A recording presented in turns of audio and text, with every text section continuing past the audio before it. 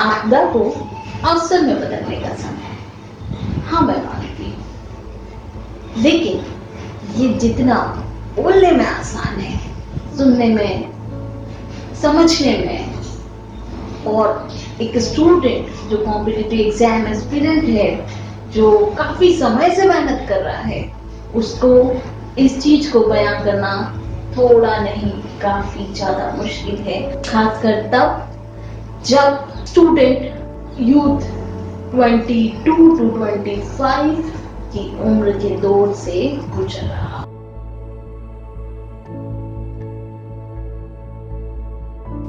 नमस्कार, शिक्षक गिरी बाय नेहा। मैं आज करियर टॉक में हम बात करते हैं पब्लिक सेक्टर्स एग्जाम्स जो हो चुकी हैं, जो होने वाली है, उसी पर्टिकुलर पॉइंट्स पे हम आज बात कर रहे हैं। यूपीएससी ने एग्जाम डिक्लेयर कर दिया है 4 अक्टूबर। जनवरी फेब में मेंस है, जुलाई इंटरव्यू है, और लास्ट ईयर के जो इंटरव्यू रिमेनिंग है वो जैसे स्थिति नॉर्मल होती है तो जो रिमेनिंग इंटरव्यूज है वो प्लानिंग में है।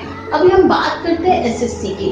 आज जो मैं बात करना चाह रही हूँ वो सिर्फ एग्जाम नोटिफिकेशन की नहीं, मैं उस पर्टिकुलर टॉपिक पे बात करना चाह रही हूँ, हाँ, जहाँ कहीं ना कहीं गवर्नमेंट की बहुत बड़ी गलती रही है, या एग्जाम्स कंडक्टिंग एजेंसी जो प्लानिंग में है लेकिन एग्जाम नहीं हो पा रहा। पिछले कुछ वर्षों के एनालिसिस की मैं बात करूं तो IBPS is the only agency जिसने banking nationalise bank exams properly लिए हैं, रिजल्ट प्रॉपरली दिया है, और ज्वाइनिंग भी टाइमली हो गई है। वहीं हम एसएससी सीजीएल एसएससी की बात करें तो उसमें आप बहुत अच्छे से जानते हैं कि उसमें कहीं ना कहीं बहुत उतार चढ़ाव थे। एक स्टूडेंट वो 22, 23, 24 तक स्टूडेंट होता है, उसके बाद वो अपने करियर के लिए परेशान होने लगता है, उसको चाहिए एक स्टेबिलिटी चाहिए, और खासकर तब जब वो 12th के बाद यूजी में एडमिशन लेता है, और वो एडमिशन ही इसी तरीके से लेता है कि मैं चीजों को कैसे क्या मैनेज कर पाऊंगा, कॉम्पिटिटिव एग्जाम की तैयारी किस तरीके से करूँ। तो अभी मैं जब एसएससी की बात करूं तो एसएससी का जो हमारा सिनेरियो है वो बहुत बहुत बहुत मुश्किल रहा। किस तरीके से मुश्किल रहा? नोटिफिकेशन आता है 16 मई 2017। टियर 1 एग्जाम होता है 5 अगस्त से 23 अगस्त तक। 17 फरवरी से 22 फरवरी 2018 को टियर 2 एग्जाम होता है। एग्जाम टियर 3 जो है वो 8 जुलाई 2018 के आसपास होता है, और 1 अगस्त को स्टे इम्पोज हो जाता है by the supreme court on the result of SSC CGL. फिर भी 9 मई तक स्टे होता है। 2019 की अगर मैं बात करूं तो कहीं ना कहीं और पूरी तरीके से वेस्ट गया। टियर 4 एग्जाम की बात करते हैं तो 15 जून टू 31 जुलाई तक होता है। फाइनल रिजल्ट आ जाता है 15 नवंबर 2019 को। जी हाँ, 15 नवंबर 2019 को फाइनल रिजल्ट आ जाता है। उसके बावजूद जॉइनिंग, जोन एलोकेशन और नोटिफिकेशन कहीं ना कहीं अभी तक किसी भी जो 2017 की मैं बात कर रही हूँ उसका रिजल्ट भी आ चुका है, लेकिन ज्वाइनिंग की कोई गुंजाइश नहीं है। 15 नवंबर 2019। मार्च से हम बात करें तो मार्च में हम थोड़ा सा डर चुके थे because of the covid attack, है ना। उसके पहले का समय क्या था? तो यहाँ एक शिक्षक हूँ, थोड़ी स्वार्थी हूँ, शायद आपको सही नहीं लगेगा, लेकिन इस पहलू पे मैं नजर डालना चाहूंगी सभी लोगों की कि थोड़ा सा गौर कीजिएगा कि जो एग्जाम 17, 18, 19 आपने क्रॉस कर दिया और still youth is waiting for is joining, तो आप समझिए अगर उस पर्टिकुलर टाइम पे वो 23 था तो आज वो 25, 26 रन कर रहा है। और यही बात है कि हमारे देश में युवा बेरोजगारी, हद से ज्यादा शिक्षित बेरोजगारों की कमी नहीं है। फिर मैं मध्य प्रदेश लोक सेवा आयोग की बात कर रही हूँ तो यहाँ फिर यही बात दोहराना चाहूंगी कि 2019 पूरी तरह वेस्ट हुआ, 2020 पूरी तरह वेस्ट हुआ। अभी हाल ही में लोक सेवा आयोग की समिति का गठन हुआ है। 12 जनवरी को आपने एमपीपीएससी प्री दिया था।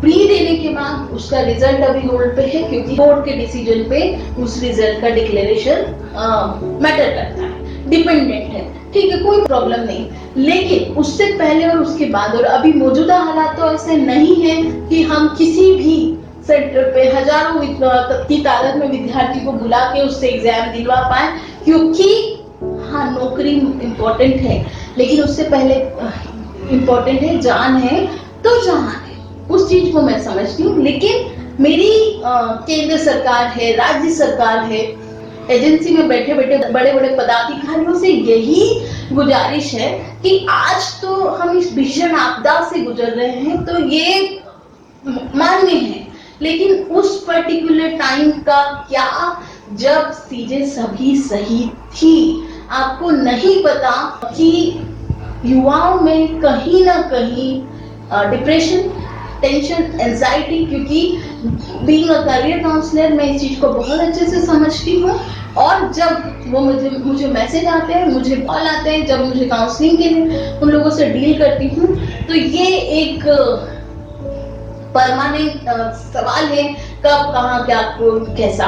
क्योंकि मैं जितना हम इंडियन मेहनत कर सकते हैं, मेहनती होते हैं शिक्षा में, शिक्षा के साधनों में और किताबों में, कहीं कोई तकलीफ नहीं है, लेकिन कब तक, कब तक, बस यही सवाल है कि कब तक। ये गलत है और इस पे कहीं ना कहीं आपको एक बार सोचना चाहिए। मुझे पता है कि मेरी आलोचना होने वाली है इस पे, मुझे फिर से कहा जाएगा इस वीडियो के बाद कि ऐसा क्यों बोला, ये सही नहीं है आपको, लेकिन भाई मैं स्वार्थी हूँ, क्योंकि मेरे हजारों स्टूडेंट इसी चुनौती का सामना कर रहे हैं, मेरे फ्रेंड्स इस चुनौती का सामना कर रहे हैं। और हमारे इंडिया में हर एक चीज के लिए एक एज होती है, एक समय होती है, उसके बाद उस टैलेंट का कहीं ना कहीं उसमें रुकाव, ठहरे हुए पानी में सड़न जो बोलते हैं, या बदबू आने लगती है, बस